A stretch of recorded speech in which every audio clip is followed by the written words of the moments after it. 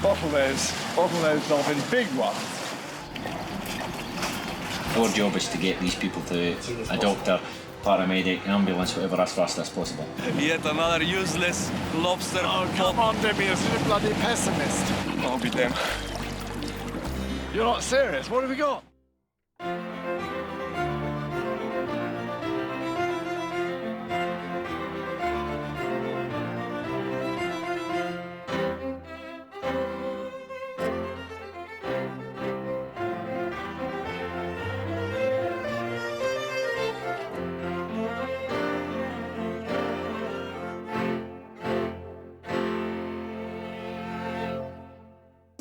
My name is Jeremy Norman. I'm the principal owner of Soho Gyms.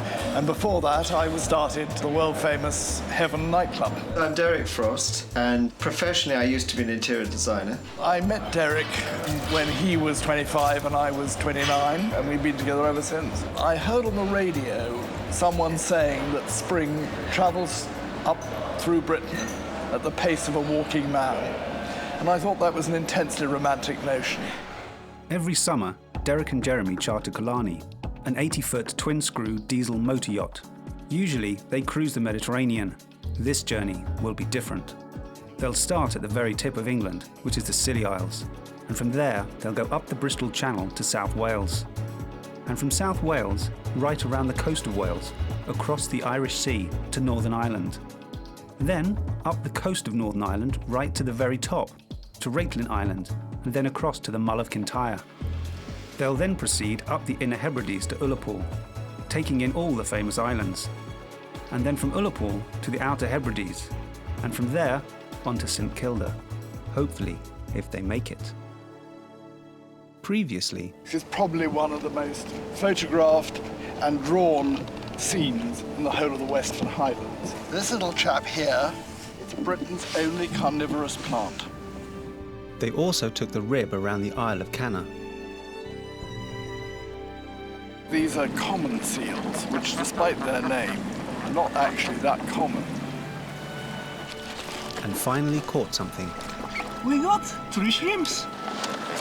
Oh, 4 shrimp. Perfect. Well, that's a very big catch.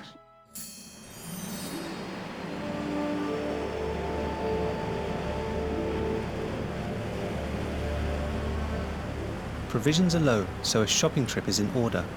Derek and Jeremy also have a very special and expensive boat to visit.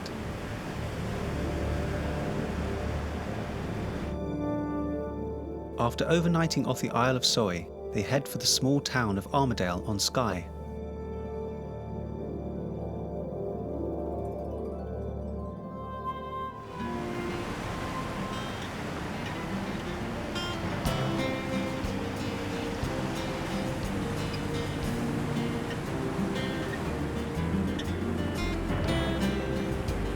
As they approach, they are greeted by a perfectly choreographed welcoming committee. Bottlenose dolphin, big ones. I think we lay on a few guests. I know, no expenses. No expenses there.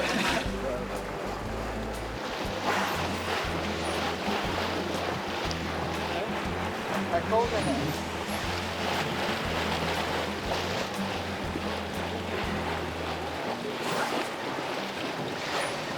I hope you realize that I organized them.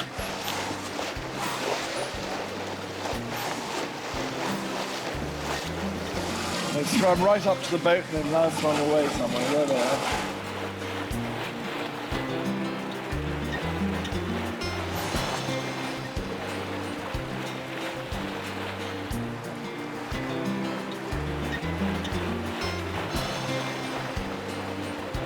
Once Killarney is safely anchored, they set off for Mallock in the Rib. First stop for Jeremy and Wren is the fishmonger. What have you got that's fresh? The haddock is fresh today. The hake here. Yep. There's cod. Do you have any regularly. smoked haddock that's not coloured? Oh, we don't use dyes at all. No, that's what I'm looking for. We have, at the moment, all I have in here is smoked haddock pieces. That'll do fine. The thighs. Yep, that's what I want it for. Okay. And make it kosher. Right. Will that be enough for all of us? Doesn't actually think we'll need more than that, but No, we will. Yeah, We don't have we've got plenty. You've got plenty, Yes, have you? yes. Right, then let's start with that. We'll have enough, just pieces. How much are there a kilo? That's $6.90 a kilo. Okay, so how many kilos do you need? We need How many's in a kilo? Like 4 kilos. about Oh well, no, that's a kilo. That's a kilo. I think it's a kilo. a kilo would do about 4 people. There's virtually a kilo there. There's going to be lots of rice there. 2 kilos of that, please. Right. What about some Does everyone eat kippers? Apart from 10. Okay, so that's 11 kippers. Right. Okay. Again, I'll take the fresh lobster. Right. Yeah, get one trout for our captain who doesn't like kippers. Right. And what about shellfish? Yeah, we have the scallops. No, I think we're not going to buy scallops. You're not going to buy No, scallops? I think clams if you've got them. Right. Would be great for a spaghetti one day. Right. Any razor clams? Razor clams we do have, but I'm not sure whether we've got any today. Could you have a look for us, please? Oh. Can we come in? Let's come in and have a look at this. Meanwhile, I'm just going around to have a look. Looks like a drop dory. Would be very expensive. A tour of the processing plant testifies to the freshness of the stock. Halibut. They soon find the owner, Andy Race, who is happy to show them how fish is cold smoked over wood chips and peat in the traditional way. So we've got a firebox there, which is putting smoke into the kiln, and it's a mixture of peat and oat smoke. And in the kiln here, as you can see, it's a bit smoky. And then we've got, for instance, smoked salmon there that's not quite ready, but it's doing. It's an old-fashioned one. We smoke about 3 days. A lot of modern electric kilns sort of create an atmosphere, and they'll go through in a matter of hours. And this one, this was sort of Heath Robinson Mark II. The idea of this one is you've got a trolley, you see, and we rise it up as the smoke rises. It goes right up, quite high up, and this has got just small pieces of whitefish on, which as you see is just starting to get a colour on it. The salmon does about 3 days, and the kipper's about a day and a half, and the whitefish, small whitefish like that, about 24 hours. We've got the kippers, we've got the smoked haddock, which is great. And I think the other thing we will have is a large side of farm salmon. Right, Enough okay. to feed 12 people. Right. So you want 11 kippers, Yeah, 11 kippers. and you want a bag full of the stuff, and you want salmon fillet. I like oysters, but I only really in a place that keeps serving up the whole time, like Loch Fyne or a fish restaurant. Because it's so easy to be poisoned by an oyster and ruin, and ruin 48 hours. They're out of the smoker this morning. They're cool now because it's been in the chill. They're hot smoked. No, they're cold smoked. They're cold smoked, aren't they? Okay. But they still get warm because they've been in the smoker is a hot box if you like, but it isn't hot smoke. Okay. So they've been in the chill to cool them down. 11 of those, please. Right. I know your farm salmon. Yes. Do you know what dyes they use to keep the colour? No, I don't. They obviously do, because if you get the organic salmon, it is a paler colour. But there's obviously dye in the food that they use. And you want one trout. It's got to be cooked through only just. I think just the easiest way probably is either under the grill or in a fry pan. Bit over. It's quite dense.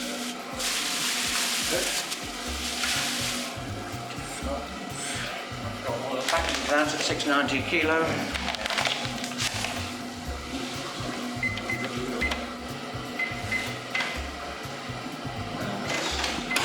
That's £57, please. 57 quid, well, that's very decent of you. I've knocked bits off as I've gone along. I've noticed that, I'm very grateful. All the smoke stuff. That's right. Ladies' fingers, okra. All those sort of things. Veg. Lots of veg. Pickles. There's that. And there's Locally smoked, not only locally smoked in the actual fishmongers we've just been to. So we know that's up to snuff. And then we bought, what's the other thing we bought? We bought some lovely organic salmon, didn't we? Oh, the organic salmon. Yeah, we bought organic salmon, and that will be for tonight, I think. Yeah. Well, shall I... Yeah. And the total cost, 57 quid for all of that. That's enough to feed 12 people for 3 meals.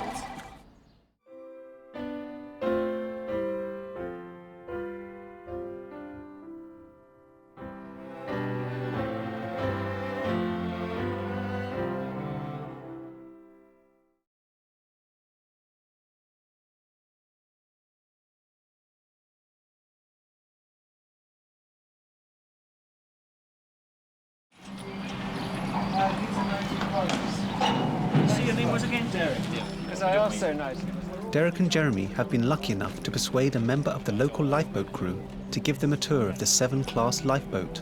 Each one cost nearly £2 million.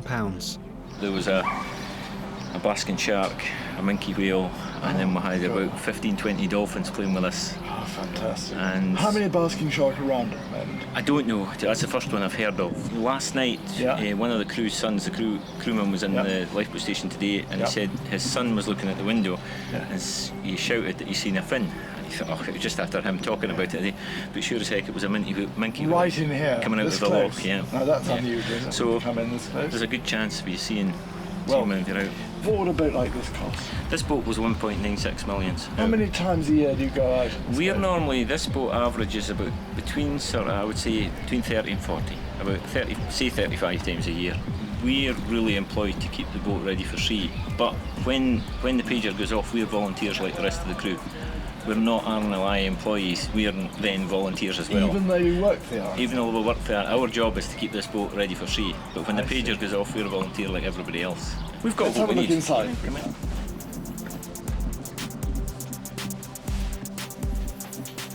It's like the cockpit of an aircraft, isn't it? It's just like the cockpit of an aircraft. We leave the equipment switched on. Yeah. A lot of the boats have had a condensation problem. So now policy is to leave all the equipment switched on. So we have shore power charging the batteries all the time, all the nav comms are switched on. It is an advantage when you get a call out, we just come down, everything's ready. Top speed of this boat is 25 knots. Some of the boats are doing 26, 27. I mean this boat, our cruising speed's about 24. Don't try not to make the situation any worse, and our job is to get these people to somebody qualified, a doctor, paramedic, ambulance, whatever, as fast as possible. And I mean, if that involves, if we can't get them in fast enough, we'll call a helicopter. We don't feel it's dangerous, and one of the reasons we don't is because we practice everything. The dangerous bit, surely, I mean, the boat itself is unsinkable, because she's a self-righting boat. So you can go out in any weather, and there's no danger of sinking. But there is always a danger that something will happen while you're rescuing a casualty. If the crew here are well practiced, it eliminates 90% of the danger. And that, of course, is true of everything in this world. And the RNLI's record, I think, to be quite honest, is second to none. There just are not. Well, we're hoping, praying this weather continues, because we want to get out to St Kilda. We've got till from the 15th of June to the end of June to make that passage. That's our window. We went out in September, out to St Kilda. The weather was.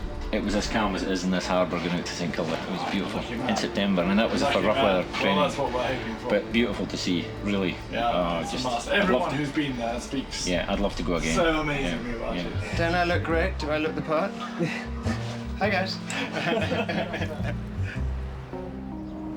Next, they tackle the shopping. Right, should we go? Okay. Just a normal day's shop, huh? Yeah.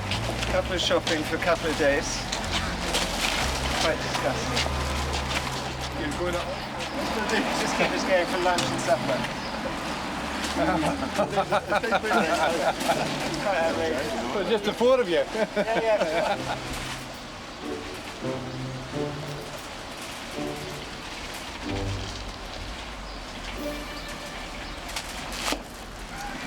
I mean, trust Ren to drive over the salad.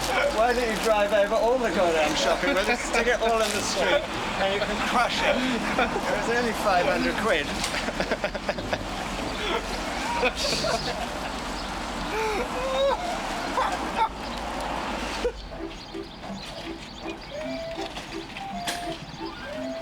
Rob makes his move for the lead.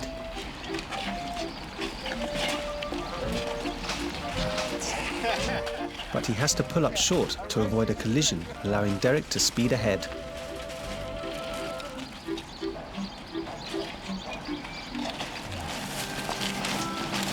Hey guys, ready to rock and roll? When he starts back wagon.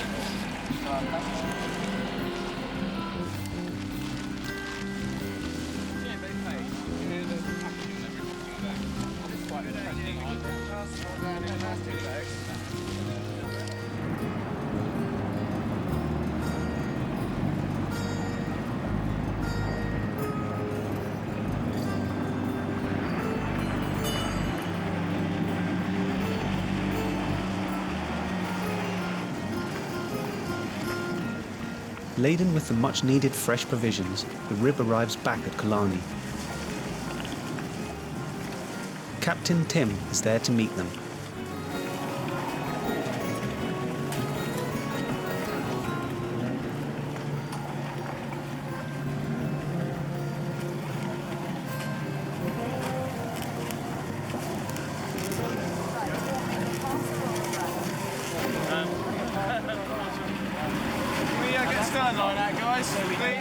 Everyone pitches in to get the cargo aboard. Then Jeremy and Dimmy set off once again to check the pots. Okay, let's go look at this lobster pot we made. Yet another useless lobster Oh, come on, Dimmy, you're such a bloody pessimist. Well, the guy said it's already too... A fisherman said it's too early. They start coming out end of June. Yeah, but they haven't got anything so far. That. We just spent like how many pounds on a bait?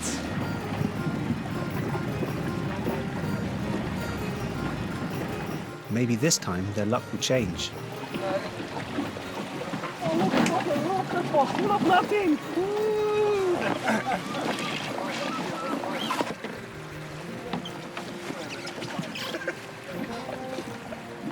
I'm fed up of lifting nothing. You know what I mean? Pull it up, Dimmy, enough of your comments.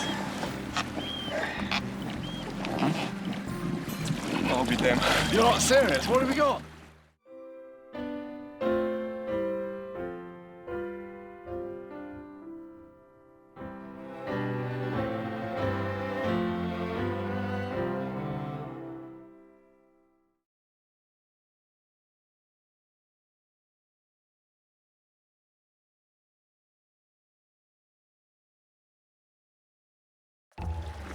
You're not serious, what have we got? Right, now I'm in trouble. Oh my God! It's 12 I don't believe it! We've got two fantastic lobsters. What a catch! Oh, that's a surprise. Are you brave enough to get them? No, I'm not. That is not my job prescription. Let's leave that for the chef. Nah. Look at that. Jimmy, look at that. That's amazing. How fantastic. Look at his eyes are going all wrong. You be careful, because if that boy snap, yeah. He's a big one too. Look how blue they are underneath. Yeah. The noise Fantastic, give him a hug, give him a hug. Hey. Whoa, let's go back to the up. Hey ho, let's go. Oh my God, now you're gonna give me a hard time, aren't you? Because we actually got something.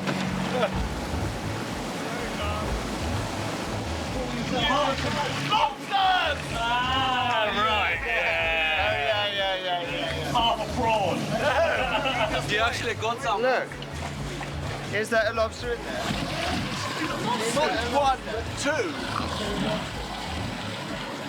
Look at that. Well, that is very, I take it all back. very I impressive. take it all back. I'm not taking anything back till he gets 5 of them, all right? That's 2 just for the guests only. Well, the crew got nothing. Jimmy, you should have one because you caught it. That's amazing. That's They are a around. good size. They do exist. There is still lobsters in the sea. Bravissimo. Well, that is, we take it all back. We've been saying what slaggers you are, the parrot. Yeah, no, Derek and I have been quite, no, that's not what I do. We haven't been bad, that's excellent. That's bloody marvellous. Show some guts. I'll take it. Look. look, little crab. That's very, very... What kind... Do they have a name, these lobsters? Pogo and Togo. We only have one. Come on. Jimmy, put your finger in that bit. You put your finger. That's bloody good. Well done, guys. Congratulations. Well, look at those. As you Great can see stuff. So what are you going to do with them? Do you knife them first? No, I'm just going to plunge them straight into salty boiling water for about 15 minutes. But you knife the crabs, don't you?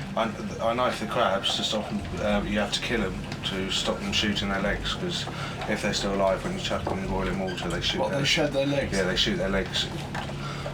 I think it's a way to try and cool them. But lobsters don't do that. Lobsters don't. Okay, well let's pop them in the pot. Okay. Look at the lovely blue colour. So they've gone blacker. They were bluer when they were in the water. They've just come out of the water now. Okay, well let's plunge them in. Quite a long time, hasn't it? No, it's dead now. Yeah. Everyone wants to see what's happening. How long do you cook them for a start? For the, I'm going to cook them for roughly 12 minutes each. Right. You can tell when they cook because they go a nice reddish colour. So as soon as they go pink? Yeah, pretty much. As soon as they go pink, I leave them for a minute or two. And then do you plunge them in cold water? Yes, what I'm going to do in about 2 secs is fill one of the sinks up with icy water. You don't put with the rubber bands, man. You don't cook with rubber. What does it matter with you people? Dimmy never misses an opportunity to tease Ren. Boiling temperature and rubber bands inside. Just stay in the engine room, will you? Stop interfering with the cooking.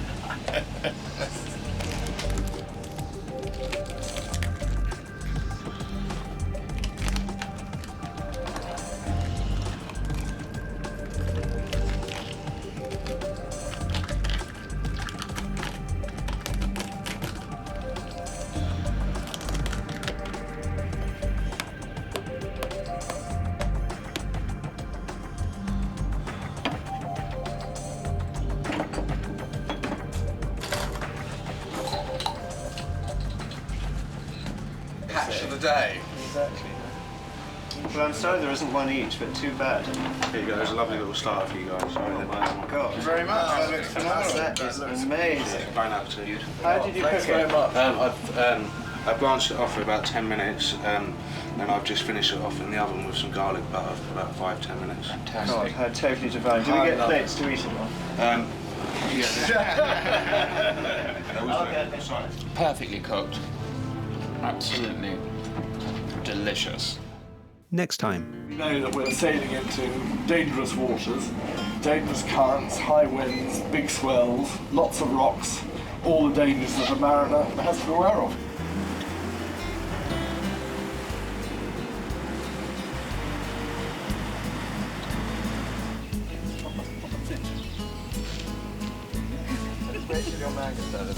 With very definite shape to it, a sort of wasp waist shape. The door has got a big stone lintel, very narrow entrance, with a little, what looks like almost a gatehouse. So they are very unusual.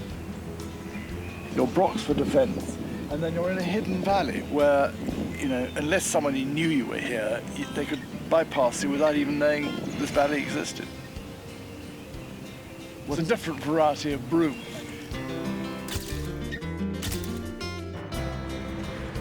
The boat capsized and I almost died.